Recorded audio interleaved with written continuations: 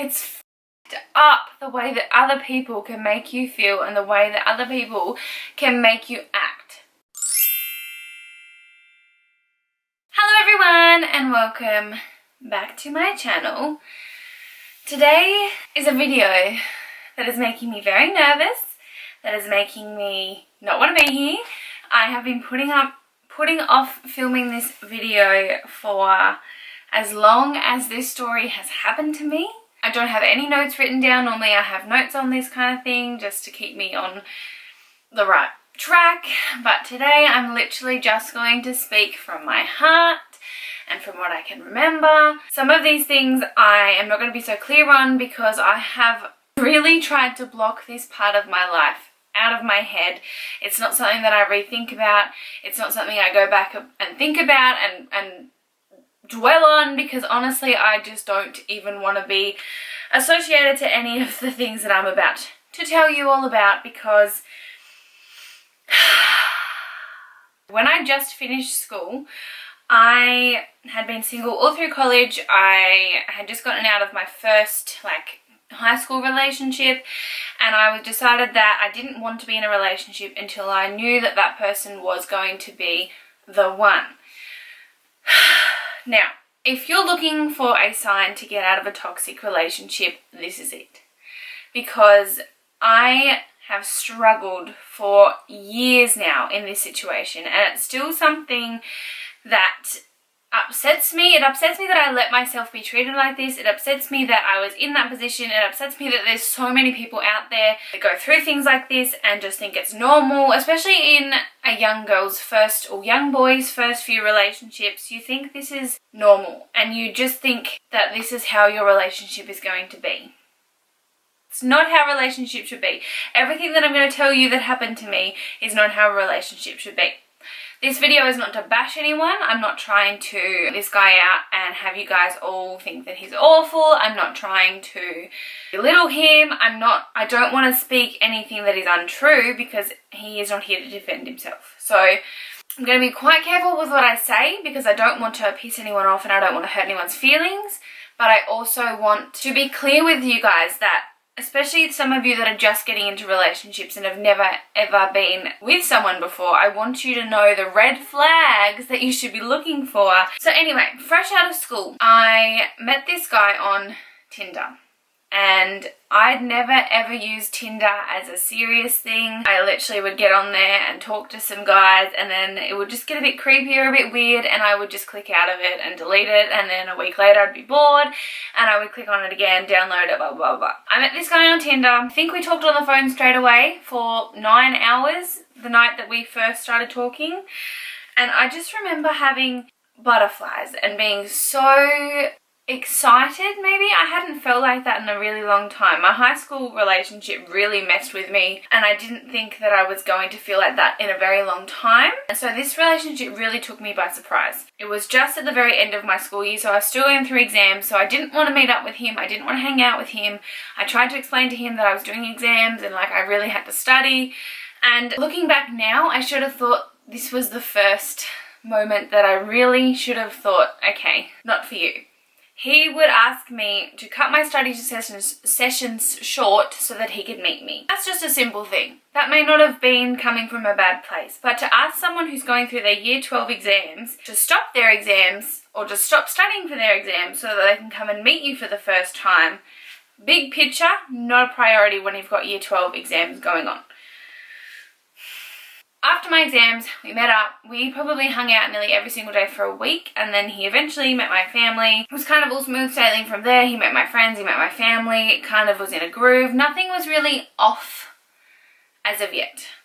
There was no hesitation to be public about our relationship. He didn't try and hide our relationship, which I know in some cases is something that people do when they're not being 100% honest with you. They will not want to publicize their relationship. I think there would have been a lot of things that happened, and I just kind of let them go because I was so in love with this person, and I wanted it to work, I think. I wanted him to be my forever and ever. There was just so many times that he would lie about something. because we were so close, we saw each other nearly every single day. I knew that he would lie to his family. I knew that he lied to his friends. And for some reason, I just thought, oh, he wouldn't lie to me. And I think that's where things started ticking over, when I realized he was lying to all the other people around him. Why was I special? Why would he lie to me? Why would he not lie to me? It got to the point where I started second guessing everything that he would tell me. And he used to stay at my house pretty late. He didn't drive. He used to stay at my house pretty late and then catch a bus home. And most nights, because we were so in love, we would be on the phone the entire bus ride and him walking home. The nights that he didn't want to call felt off, and I just threw it off as his phone's flat. He would tell me his phone's gonna die, he wants to listen to music, blah blah blah. I didn't want to come off possessive and I didn't want to come off crazy, but it didn't sit well with me that he would do that. The first time I remember thinking this guy is taking me for a ride was he all of a sudden one afternoon just said, I've got to go, it's my stepdad's birthday. And I was like, okay, haven't heard anything about this birthday coming up, didn't know anything, blah blah blah. Kind of left it. He left my house, that was fine. It didn't sit well with me, so I questioned him all night over text about it, and eventually he broke and told me he lied to me and he was going to hang out with his friends. And I said to him, why could you not just say that you wanted to hang out with your friends? Like, I don't mind if you don't want to hang out with me. And he was like, oh, I thought you were going to yell at me and you'd stop me and blah blah blah blah, and turned it on me and made me feel like the bad person. Looking back now, 90% of our arguments, I had a valid reason to be upset, and he always turned it on me and made me feel like I was crazy. I remember one night I drove, I think we had an argument about something that of course was my fault, and then he stormed out, and I remember I had my license, so I got in my car and I drove after him and I was crying, and he didn't give a shit that I was upset and that I felt bad. He had another plan that he wanted to go and get to, and I was standing in his way. This went on for years. Years I felt like I was worthless. He would manipulate me in a way that I didn't even know he was. But because it was my first out of school relationship, I really thought this is how a relationship is. Like, I knew relationships were about compromise. I knew relationships were hard. I knew relationships weren't as they're portrayed on fairy tale movies. And I just thought maybe this is what a relationship is. Like, maybe you do have to disagree about nearly every single thing. And I don't want to bash this guy, because of him, I learnt my self-worth. He really helped me with that. I learned how to stand up for myself a lot more. I learned that I am worth a lot more than he made me feel. He helped me quite a lot when I was struggling with my eating. He really helped me through with that. He's the reason that I have a YouTube channel, because he encouraged me to do it. So I'm not saying that he's 100% a negative person, but the way that we interacted together was not healthy. It's not normal to cry every day or every second day, or feel like you can't trust the person you're with. It got to the point where I made him create a new Snapchat account, and I locked him out of his old one by changing the password to something he didn't know, and he had to start again on Snapchat. That's how crazy I got, because he made me like that. He made me second guess everything. Every name that would pop up on his phone, he would be the kind of guy to change the name of someone he was talking to if he didn't want me to know. He was the guy that put his phone down and I wasn't allowed to touch it. I never caught him doing the wrong thing, but knowing him now as a friend and knowing him just as a person, I'm 90% sure he was doing the wrong thing. And it makes me so sad that I was blindsided like that, but it's also a massive part of my life, and it's something that I am thankful that I went through, because I now know how a relationship is meant to be, how a relationship is not meant to be. I just think that some people are more suited to each other than others, and I just think we weren't suited together. We had that initial connection, and I think that's what brought us together, but we wanted completely different things out of life. He was going on a completely different path to what I wanted to be on. So I'm not necessarily saying that his next relationships are going to be like that. because maybe the next person that comes along clicks well with what he does and everything works together. Honestly, I can't think of more examples of what happened, but it was just, even the way that we broke up, even why we broke up, I'm thankful that we broke up when we did, because I then got to have 6 months of my life where he ignored me and That's also another thing. When you break up with someone, it should be a mutual thing. Even if the other person has done the worst thing to you in the entire world, you should be able to have one final conversation that puts everything to rest, and then you don't have to talk to each other ever again.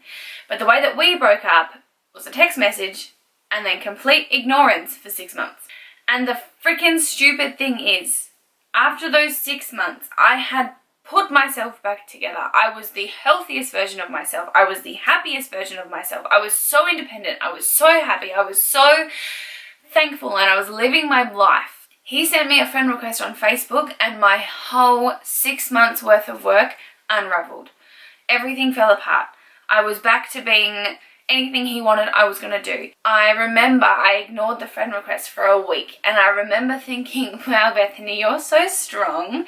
Like, you can ignore him too. He ignored you for 6 months, but you ignored him for a week. It's f***ed up the way that other people can make you feel and the way that other people can make you act. Because he wasn't worth shit to me at that point. He had ignored me, he had hurt me, he had let me go through things in my life that I should not have had to do alone.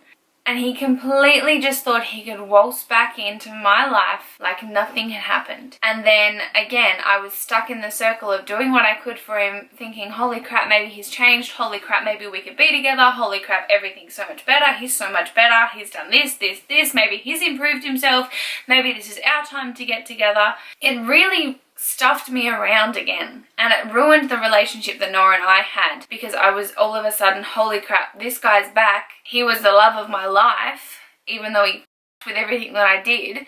Stuff Noah, the best thing that's ever happened to me and will ever happen to me. Let's go back to this absolute shithouse situation and make that work. I am such a strong believer in the gut feeling, and I'm such a strong believer in everything happens for a reason.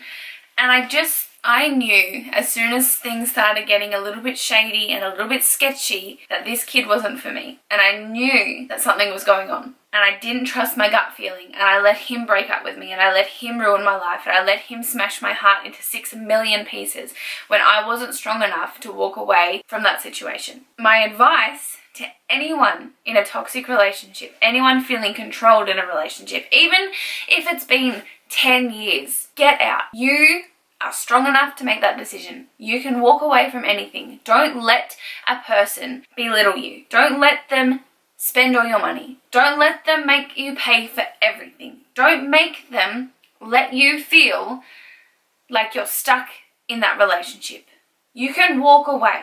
The way that he made me feel is a way that I never ever want to feel ever again. He made me into a crazy person. He made me feel crazy for questioning what he was doing. He made me feel crazy for feeling upset about things that he did that it would hurt me. I thought that I was crazy. I thought that I was making up these situations in my head, that he would lie to me so often, and I would just think it was fine. You deserve so much more than someone who makes you feel sad all the time, someone who makes you feel like you're not worth anything, someone who uses you. There were so many good times in our relationship, but when I look back at them now, it hurts because I can feel that there was something not right about that situation, and I can see where the lie would have been. Who knows, maybe at one point in the good times he didn't lie and everything was genuine, but I don't know that because now I know what he's like now. So I've taken my rose-colored glasses off and I know what he's like now. And the fact to this day, he still tries to get into my life and get into my head. And he does. Sometimes he's successful. Sometimes I talk to him and I let him in and I just... It's a constant thing that I'm going to have to deal with. I'm not saying that if you're in a toxic relationship that it's going to be easy and that you break up and you're done. This person is probably going to keep coming back at you and at you for years. And it's the way that you handle yourself and that you show yourself that you're strong enough to stay away from someone who's bad for you. Because now I have this wonderful boyfriend who's wonderful and lovely. And yes, we still have, Noah and I have crap times. We scream at each other. We don't agree on things. He drives me up the wall. But I love the crap out of that human, and I have all the right reasons to love him, and he loves me, and he doesn't make me feel... it's just a completely different love. It's a grown-up love.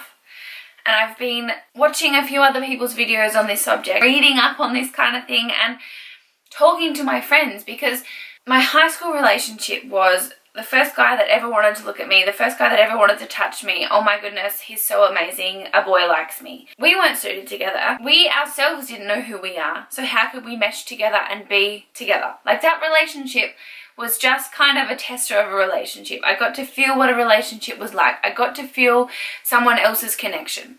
But if him and I were put together in a room now, we would have nothing to talk about except for our relationship that failed. There would be no similarities in us. We weren't suited together. Middle relationship, toxic, crappy relationship, was kind of my first big kid relationship that I was in, and I thought, oh, okay, this is what love is. You just let them treat you like shit, and you deal with it, and whatever happens, happens. That's what a relationship is. I didn't know my self-worth. I didn't know what I was worth. I didn't know that I deserved to be treated better. There was none of that. And now this relationship is more... I was trying to explain this to Noah last night. It's like a constant love. Like, I love him no matter what he does. I mean, if he went out and did something really nasty to someone, or cheated on me, or, stole something, maybe not so much. No matter how many times he doesn't do something that I've asked him to do, or we have a little argument, I still love him just as much as when we're at the best that our relationship can be at, and when we're happiest, and when everything's okay. That love doesn't change. Yes, I love him a little bit more at this time, and when he brings me home flowers, I love him extra, but it doesn't vary every day, and I know that I love him, and it doesn't change. And that's the way it should be. No matter what life throws at you, no matter how pissed off you get at each other, you should still have that constant love. The love that I have with Noah is the love that I dreamt about when I was 5 years old, and I'm so happy that I'm actually grateful that I went through all the shit with this person that I did, because I feel like it's aged me about 10 years, and I feel like I've gone through all the 20s shitty relationships that I would have had to go through if I didn't have that one nearly 5 years worth of shit that I've gone through. I'm just very grateful to have gone through a toxic relationship, and I think if you're in one, at the time you're not going to see what I'm talking about, and you're not going to understand all the amazing things that can come from leaving someone that put you in that situation. But it's not worth feeling like crap every single day because you think you love this person and you think that he loves you too. Or she. Whatever floats your boat. I don't actually care. I just want all the people out there that haven't been in a relationship before to look out for the signs of when you get into a relationship,